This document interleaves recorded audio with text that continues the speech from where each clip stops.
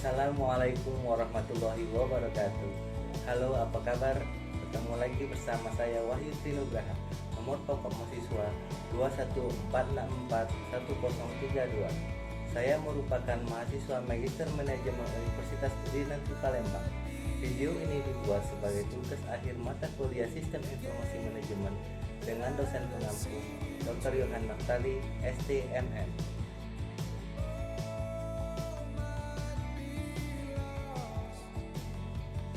Sebelum lanjut, saya akan menyampaikan latar belakang pendidikan dan pekerjaan saya. Latar belakang pendidikan saya bersekolah di SD Negeri 71 Palembang, dilanjutkan ke SMP Negeri 18 Palembang, kemudian dilanjutkan ke SMA Negeri 10 Palembang.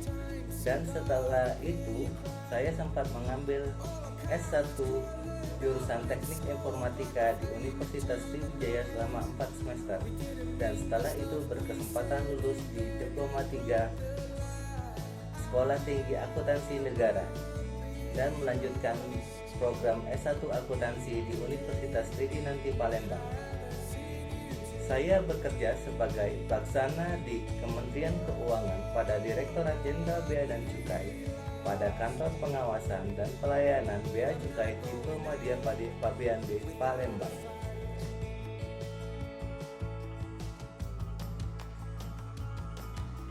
Direktorat Bea dan Cukai, disingkat DJBC, adalah instansi pemerintah yang melayani masyarakat di bidang kepabeanan dan cukai. Pada masa penjajahan Belanda, bea cukai sering disebut sebagai istilah douane. Seiring dengan era globalisasi, bea dan cukai sering menggunakan istilah custom. Bea cukai sebenarnya merupakan dua istilah yang memiliki pengertian terpisah. Bea adalah pungutan yang dikenakan pemerintah kepada barang-barang yang diekspor maupun diimpor. Sementara cukai merupakan pungutan yang dilakukan pemerintah kepada barang-barang dengan karakteristik tertentu yang ditetapkan oleh undang-undang. Tugas pokok bea cukai yaitu melaksanakan sebagian tugas pokok Kementerian Keuangan di bidang kepabeanan dan cukai berdasarkan kebijakan yang ditetapkan oleh Menteri Keuangan dan mengamankan kebijakan pemerintah yang berkaitan dengan lalu lintas barang yang masuk atau keluar daerah pabean dan pemungutan bea masuk dan cukai serta pemungutan negara lain berdasarkan peraturan undang-undang yang berlaku. Fungsi bea cukai yaitu sebagai trade fasilitator, yaitu memberi fasilitas perdagangan, diantaranya melaksanakan tugas titipan dari instansi lain. Kemudian industrial assistance, melindungi industri dalam negeri dari persaingan yang tidak sehat yang dengan industri sejenis lain di luar negeri. Community protector, yaitu melindungi masyarakat dari masuknya barang-barang berbahaya. Revenue collector, yaitu memungut bea masuk dan bea keluar serta cukai secara maksimal.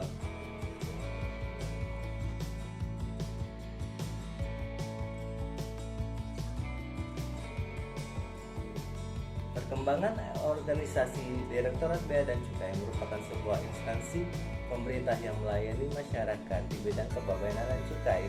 Untuk membantu melaksanakan tugas DJBC, maka menggunakan CISA, yaitu Custom Excise Information System and Automation.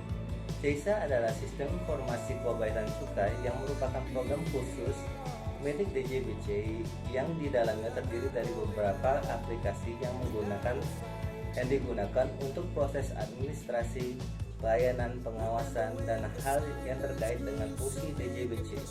CISA merupakan sistem informasi yang di dalamnya terdiri dari input yang dilakukan oleh perusahaan, proses yang dilakukan oleh DJBC, dan output yang ada pada kantor pelayanan.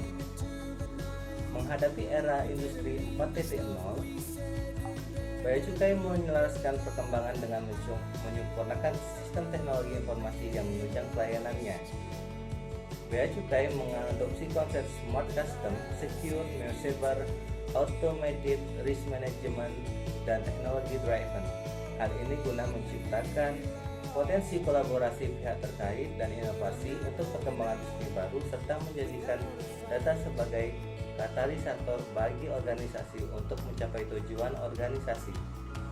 Bea Cukai mengembangkan sistem teknologi informasi berbasis aplikasi web form bernama CISA 4.0. sejak tahun 2018 silam. C-ISA 4.0 memudahkan integrasi dan kolaborasi antara G2G atau Government to Government, B2G Business to Government, dan B2B Business to Business. Aplikasi yang baru dirilis 2020 ini hadir dengan berbagai perbaikan pada proses komputerisasinya. Harapan sistem ini menjadi bahan dasar penentuan kebijakan ke depannya dengan menghasilkan laporan bersifat deskriptif yang diharapkan mampu memprediksi pengambilan keputusan. Mulai dari pengembangan platformnya, teknologinya juga menunjang teknologi terkini, yaitu artificial intelligence, blockchain, dan lain-lain yang menunjang pengawasan dan pelayanan bea cukai secara optimal.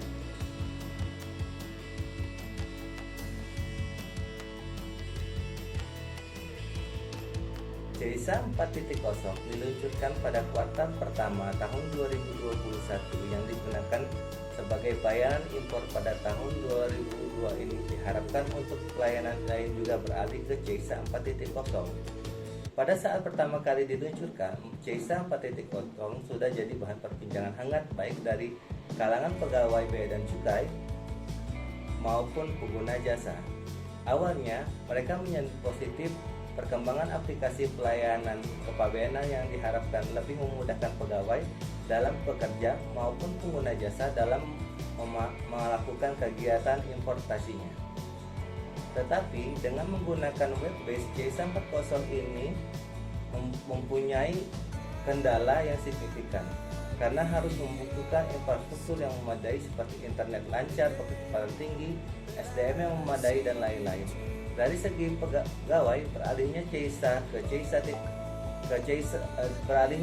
impor 2.0 ke C-ISA 4.0 membuat pekerjaan dan membuat laporan pemeriksaan barang impor menjadi sangat lama karena pegawai mengeluhkan lambatnya koneksi aplikasi serta membuat pekerjaan semakin lambat. Kemudian laporan pemeriksaan yang semula berupa text box yang menampung semua jenis barang yang dilaporkan menjadi form yang membuat pemeriksaan harus mengisi form per jenis barang. Begitu juga pengguna jasa. Mereka mengeluhkan portal C-ISA 4.0 sangatlah buruk dari segi koneksi, baik yaitu koneksi yang lambat maupun pengisian pemberitahuan barang yang bukan semakin mudah, malah semakin lama dan susah. Hal ini berimbas pada kelancaran keluar masuk arus barang di pelabuhan yang mengakibatkan dwelling time tinggi. Menurut saya, solusi dari permasalahan ini adalah sebaiknya C-ISA 4.0 harus benar-benar dikembangkan dengan baik dari segi aplikasinya maupun infrastruktur penunjang seperti jaringan internet yang diluncurkan. Sosialisasi aplikasi C-ISA 4.0 kepada seluruh pegawai dan maupun pengguna jasa harus dioptimalkan. Kemudian sembari mengembangkan C-ISA 4.0, Direktur Jenderal Bea Cukai harus menggunakan alternatif lain, yaitu menggunakan C-ISA 4.0 dan C-ISA yang lama secara bersama sampai dengan C-ISA 4.0-nya makin sempurna.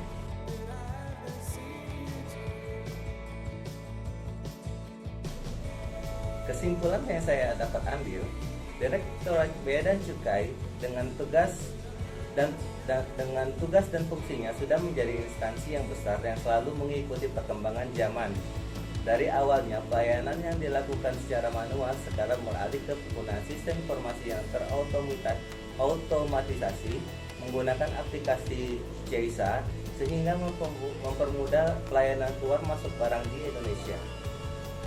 Dalam menghadapi era industri, C-ISA di introduksi 4.0, Bea Cukai juga mengembangkan aplikasi C-ISA 4.0 yang menyederhanakan dan mempercepat proses custom clearance. Walaupun dalam pengembangannya masih terdapat kendala, tetapi Bea Cukai berkomitmen diproyeksikan semua jenis layanan dan sistem aplikasi akan rampung pada tahun 2024. Saran yang saya beri adalah Bea Cukai harus berkembang terus dengan merekrut dan mengajak generasi-generasi milenial yang produktif dan menggandeng software developer yang handal sehingga pengawasan dan pelayanan menggunakan sistem informasi CISA berjalan dengan baik dan lancar untuk bea cukai lebih baik. Demikian penjelasan dari saya, semoga bermanfaat bagi kita semua. Terima kasih. Wassalamualaikum warahmatullahi wabarakatuh. Sampai bertemu lagi.